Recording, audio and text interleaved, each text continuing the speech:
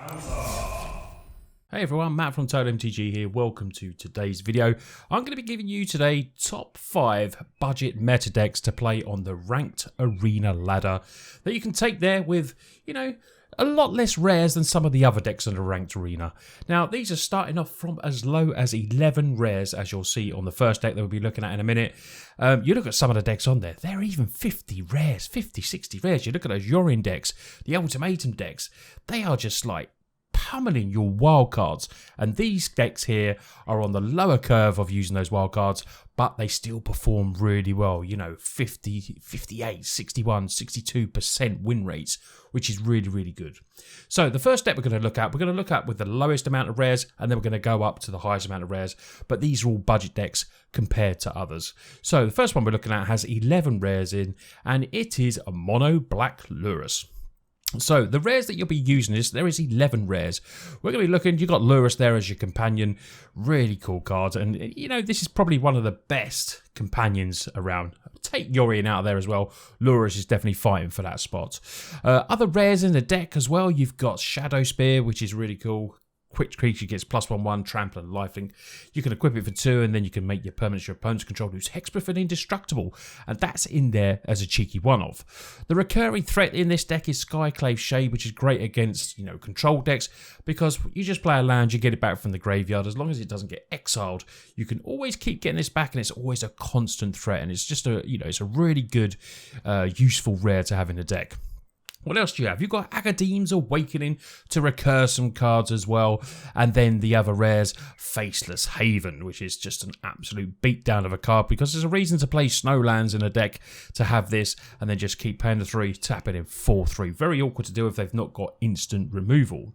So Mono Black Lurrus plays on enchantments. If you like that sort of deck, if you like enchantment decks, this is the deck for you.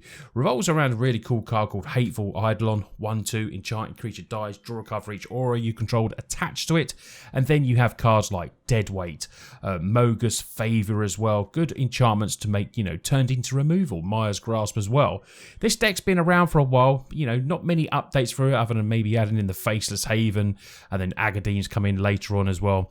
It has the recursion also in Call of the Death Dweller, because we got cards like Vessel that, 1/1 lifelink, yeah. Then it comes from the graveyard. It will become a 5/5 black demon, which, in any deck is going to be a great finishing kind of card.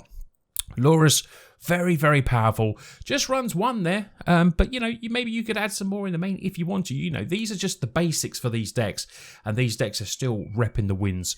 And I think for 11 rares, this is a really, really strong deck. Now, the next deck we look at is what I call Mono White Target, because it's a deck that likes to target creatures in there. This has just the 12 rares. 4 of these are the new card Mavinda, Student's Advocate, 2/3 flyer. The 0, you may cast a target instant sorcery card from your graveyard this turn. If this spell doesn't target a creature you control, it costs 8, but we will be targeting our creatures, which is what we want to be doing. Deck revolved around as well. Clarion Spirit, casting your second spells, just pummel the field with lots of 1/1 wide spirits, and it's a real go wide strategy, this kind of deck. Some of the rares are used up with Leonin Lightscribe. We're getting some of the new cards that came out from the most recent sets here. Whenever you cast or copy an instant spell, creatures you control get +1/1 till end of term. Now, we do have a lot of low mana costs here, spells to cast. Defiant Strike, Fighters 1. We've also got Guiding Voice. It is a sorcery, but it does get us to learn, because this card, this deck does have a bit of a sideboard, the 7-card sideboard. And we've got Light of Hope. Now, put 1/1 counter on target creature, does target our creatures if we want. If we have to use the others, we do have to use them. We've also got Protection in Sajiri, and then you've got Show of Confidence. Copy this spell for each other instant sorcery spell you cast this turn, and then you choose new targets. So basically what this deck is around is using Mavinda. You're using these really good instants and sorceries at very low mana cost, and then potentially getting to cast them as well from the graveyard. It's really good. Getting the life gain if you can, Speaker of Heavens, is good if you get above that certain amount of life, 7 above, and then you start making 4/4 angels. But failing that, you're going wide with the Clarion, and then pumping them up each turn. Every time you get a chance to, play a Defiant Strike, draw a card, or just pump something else, and then you've got a massive army, and you're going in for some mono white target aggro. I like this deck. I haven't tried it yet because you can see I haven't got these and I haven't got these, but you know, maybe this is a deck that I would like to try. I think it looks pretty aggressive, and you know, I can see why it's definitely in the high percentages to get you some wins.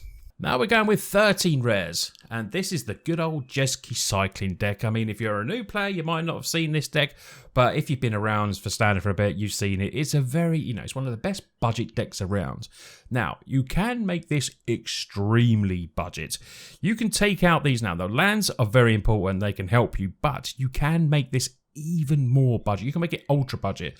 Take out these 12 rare lands and then you go down to 1 with Lurrus. Literally, you can do that. This is in there just to show you that, you know, lands sometimes make things more consistent, obviously, and if you might need to cast some of this instead of maybe cycling through where you can just use the colorless, you know, it'll help you. But, you know, if you want to go super ultra budget and go 1 rare, Jesky cycling is for you. You're just cycling all the cards you can. This runs in Probable Alliance as well, because whenever you draw your second card, each turn create a fairy, so you can get that little bit of go wide strategy as well. That is helped with cards like, where is it? Dranith Healer. You're doing damage at the same time, and then you want to be just cracking your Zenith Flares, X damage to any target, you gain life. All of these will be in the graveyard, then you can just do that damage.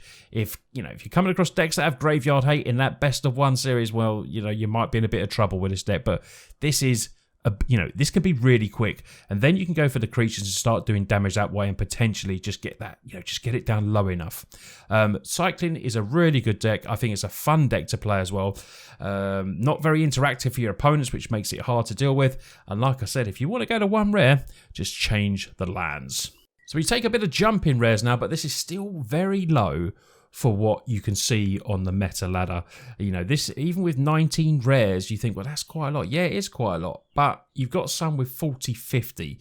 So for 19 rares, you get one of the best consistent, annoying decks in a format, which is Rogues. Rogues is so good. We've still got, good 3 months left before stuff rotates out, and that's a lot of time to climb the ladder and seasons to go yet. So, you can still maybe venture into a couple of these and maybe take it to having it as a historic deck or something like that. But Crabs, Millen, this is really cool. And it's funny because it's my colours blue, but it's a deck that I just don't, me personally, I'm not a fan of playing it, but I know there's loads of people that do. Loads of people love Rose, and why they love it, because it just gets the wins. It's ultra consistent. It's really hard to beat. There's not much you can say about Rose because it's been around for such a while, and a lot of people will know. But if you're looking for like a really, you're looking for a competitive deck, you're a beginner or a new player, and you want to go straight in with a nice strong deck, Rogues I can definitely suggest for you. It has the mix of flashing in creatures. It mills your opponents, it's got counter spells, it's got removal, then recursion, bringing Lurrus back in. You don't need Lurrus if you don't want it, but Lurrus is very good with this deck because you got a lot of low mana stuff here. You get your crabs back in and even more mill. And then for this deck, Into the Story is just an amazing card. It just brings the deck, whenever faltering a little bit, running out of cards, this draw 4 just brings straight back in it. It's really strong deck. I'm sure a lot of people will be excited to see Rogues go when we have maybe a rotation. But hey, Rogues is going to be around for a few months yet. So the last budget deck we look at is coming in with 20 rares. Now 20 rares, still budget compared to, like I say, some of the very high rare decks. But we started off with the low, and this is getting towards the last couple that are high, and it's Winota aggro. You can sort of adjust this to how you want, but this is a deck that has a really good, I think it was about a 61% strike rate, which is good if you've got the time to grind the ladder. You've got Ray Dan in there. Winota is what it's based around. You attack with non-human creatures you control, then you look at the top 6 and then you put humans in. So, you can, if you want to swap around with the rares, I added in Seasoned Hallerblade, maybe you want to add another couple of them, drop a couple of rares like Strip Protector potentially as well. Haktos you could play as a 1-drop. There's ways you can make it, because it's like a toolbox kind of deck. You can make this adjustable to what you want, so it doesn't always have to be 20 rares. This is just a version of the deck. We got a simple land base, 10 of these, 10 of these, 4 of these, very simple land base that you can make obviously stronger. Maybe you want to add Fabled Passage or something like that, but you generally don't want tap stuff going. You want to be getting the creatures down, and that turn 4, either Blade Historian, so you're attacking in. It now has 2 different types of win cons. You can just attack with the double striking creatures, or you get Winota down, or you get both, and then basically sometimes people will just quit. It's literally that good. But yeah, Clarion Spirit in this one as well, because it's so good, this card. It's one of the best uncommons you could build around this card alone. It is so good for an uncommon. Casting your second spell each turn. Lots of low mana stuff here as well. 1-drops, you know, there's 12 1-drops in here, and there's loads of 2-drops. So you'll be ticking this up and then attacking ready either with Double Strike or with Winota. Winota decks made a bit of a revival, and if you've got this, put it together. Maybe swap around some of the cards. Maybe have these as 1-drops. You can change the rares and lower it probably to around 15 quite easily. But will it be as strong? Not sure, because this and this are sweet. But yeah, give it a try. Winota Brews can be a mixture of anything. But I just wanted to showcase this deck and just say, yeah, for budget for 20, it's still pretty decent.